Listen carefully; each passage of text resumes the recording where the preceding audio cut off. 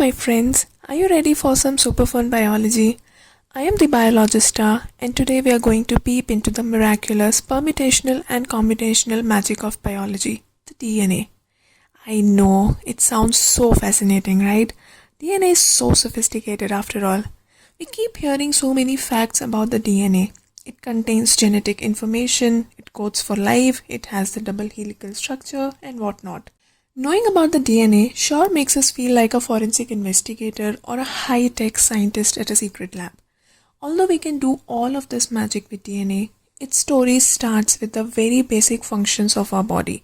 To begin with, it is the hereditary unit. It passes genetic information from parents to offspring. This genetic information is like a set of instructions for creating and operating living beings. But how do we represent the traits just by the mere presence of DNA in our cells? Well, the DNA is passed so that it can express itself and the organism can exhibit all the traits that the DNA carries. Think of DNA as a recipe book that's passed down through generations. Each page of this book contains instructions for creating different traits.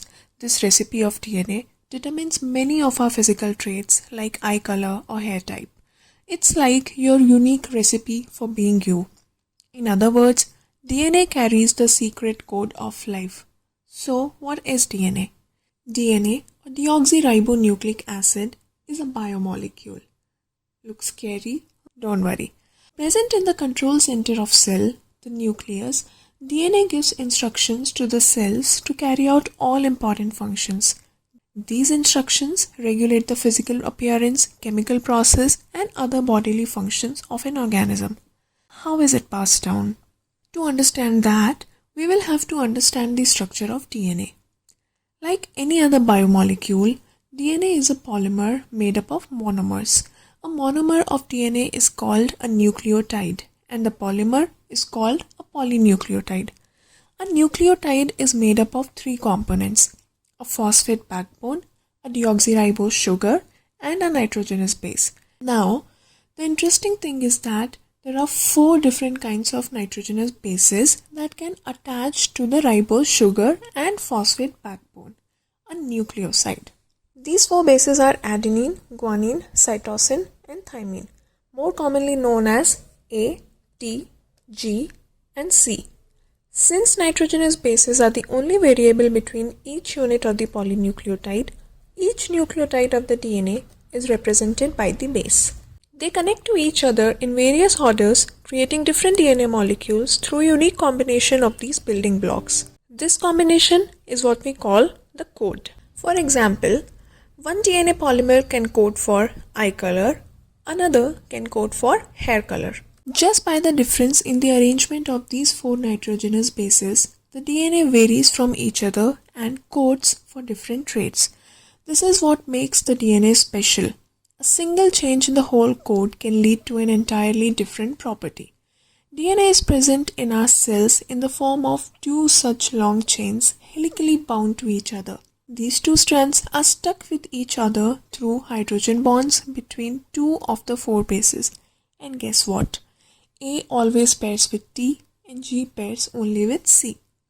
When it's time to create a new life like you, the DNA unzips just like a jacket being opened. It starts replicating itself through both these strands. As the new strand starts being synthesized, each DNA molecule makes an exact replica of itself. This is due to the specific bond pairing. In the end, we get 2 copies of the same DNA with 1 parent strand and 1 daughter strand each. This is called DNA replication, which takes place before every cell division.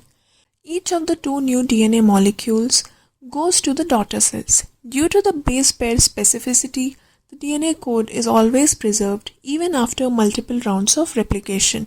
If at all any errors occur, DNA has its own repair crew. The DNA chains vary in length. Along these chains lie multiple coding regions of various lengths called genes. The genes are distinct by the presence of the non-coding regions, just like shown through this wire. The length of a DNA molecule can be determined by the number of monomers in the polynucleotide. Since DNA has 2 strands, we can also measure its length in terms of base pairs. For instance, One DNA molecule might be 673 base pairs long, while another could be 950 base pairs long. Now to measure the actual length, we can multiply number of base pairs by the average distance between them, which is a constant and approximately 0.34 nanometers or 3.4 angstroms per base pair. So, for example, if a DNA molecule has 673 base pairs, its length would be roughly 229 nanometers. In reality, even the shortest DNA is at least a few 100,000 base pairs long, which comes down to 3.5 meters to fit in a 25 micrometer cell and an even smaller nucleus. How do these long DNA chains exist in these tiny cells? Well, what would you do if you had a really long piece of wire to store in a tiny box? You would fold it or roll it so that it occupies less space and is secure. The DNA uses the same mechanism. It is condensed and folded into a structure called chromosome. It is held together by proteins. When it is time to replicate, it unfolds. Let me tell you how. DNA holds the secrets of your traits. Chromosomes are like its storage crates. Chromatin is the place where it creates. Genes are what decides your fates. Each of our cells has 46 such chromosomes or DNA molecules. Another question that might pop into your head now is how this code manifests itself. The DNA codes for specific proteins which are the ultimate workers of the cells. To do this, DNA sends a message through a molecule called RNA, which is another nucleic acid, to the protein building factories in your cells. This process is called protein synthesis. All of this is just a glimpse into the vast world of DNA. Yet, even these basic discoveries took years of dedicated work by scientists. Let's see how that happened. A scientist named Johann Friedrich Miescher in 1869 first identified a biomolecule in the nucleus of the white blood cells, which wasn't a protein, carbohydrate, or fat. He recognized that this compound contained phosphorus and was acidic in nature, and he called it nuclein. Later on, after years of work and development in the scientific field, in the early 1950s, Rosalind Franklin's work in X-ray crystallography provided crucial insights into the structure of DNA.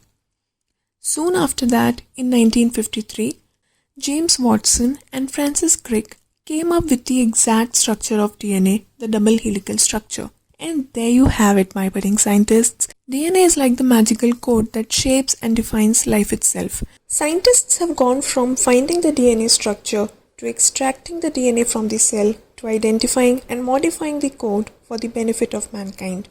Keep exploring, keep learning, and who knows, maybe one day you'll make a groundbreaking discovery. Thanks for joining me today. If you had as much fun as I did, don't forget to give this video a big thumbs up, subscribe to my channel for more exciting adventures in science, and share this video with your friends so they can join in the exciting learning sessions. You can also comment if you want to do some fun scientific experiments at home.